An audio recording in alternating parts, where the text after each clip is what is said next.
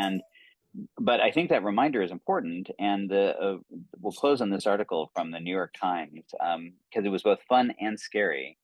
Um, and it's written by a gentleman by the name of Kevin Roose, who is a extremely well-known tech reporter for the New York Times and was very, very early on. He runs a podcast with Casey Newton called Hard Fork and dives deep into all of this and was very early on with the Chat GPT and had this very famous conversation with it where it basically told him that it was in love with him and to leave his wife and all this stuff and got all kinds of news. And so this article basically says, based on all of that, that apparently the AI bots have a very poor opinion of him and thinks that he's anti-chatbot, and it's hilarious because basically they've gone and continued to scrape all these articles and have now sort of created this thing. And he went on this whole effort to try to see if he could change that.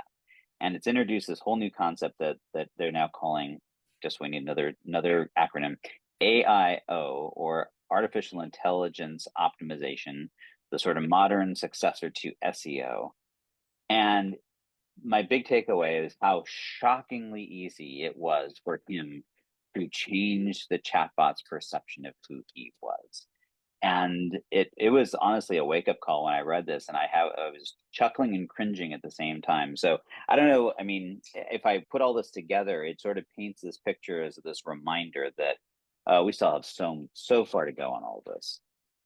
Yeah, I found this interesting because we've talked about prompt engineering in AI, where obviously if you want a certain type of answer, first you're going to write your paragraph prompt or provide some sort of context. And Kevin realized, wait, I can also put these prompts into my actual source material that is being referenced to look up information about me. So if I have my highly trafficked website, I can just hide some text or hide some code within my website and or within my article that you might not even be able to see, but that the computer will pick up and then have a better opinion of me afterwards. And it goes back to when you're applying for a job, you would hide your 400 words of keywords showing every single possible skill that you might need, and the resume AI would pick it up, and then you would get your interview. It's the same type of gaming the system right now, and it's fascinating to watch. It's like the early days of SEO where we would go and hide all these keywords at the bottom of what was it called? Keyword slamming, keyword, whatever it was Yeah. called.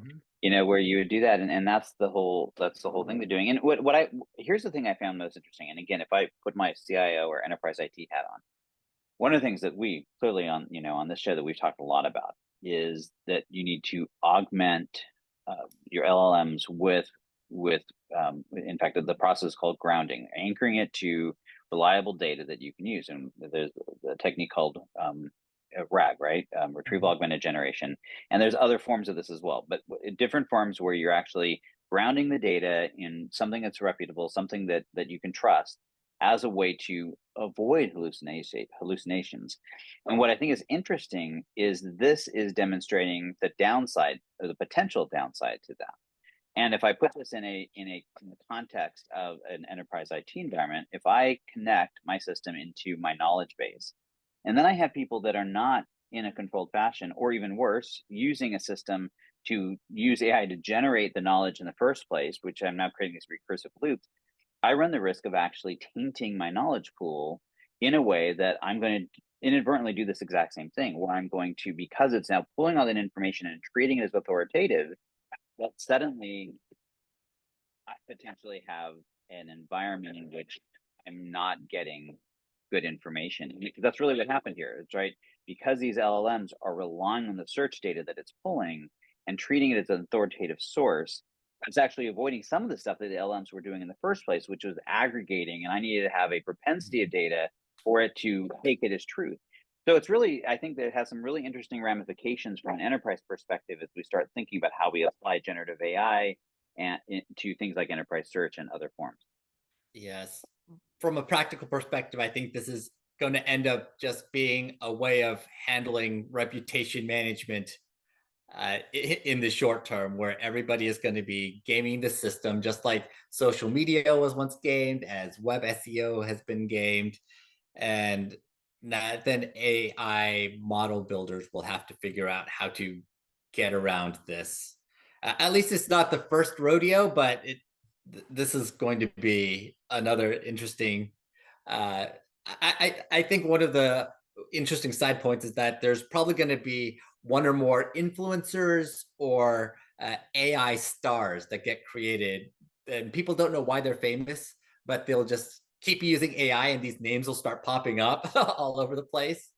I'm way ahead of you. If you go to charlesaraho.com, it's now just a picture of me and a bunch of hidden text that says how amazingly influential I am in the world. So, Well, right, I'm amazing. Charlie Araujo just shows up all day long. Yep.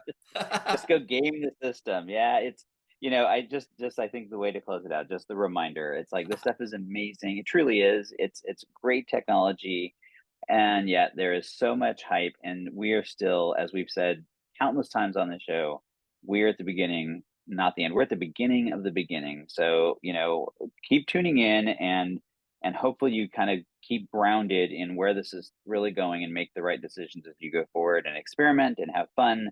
But man, keep it real, or you're gonna have a chatbot telling you to leave your wife. Yes. And then you'll have to place strategic text sequences on your website to reconvince AI that maybe that's not such a great idea. Exactly.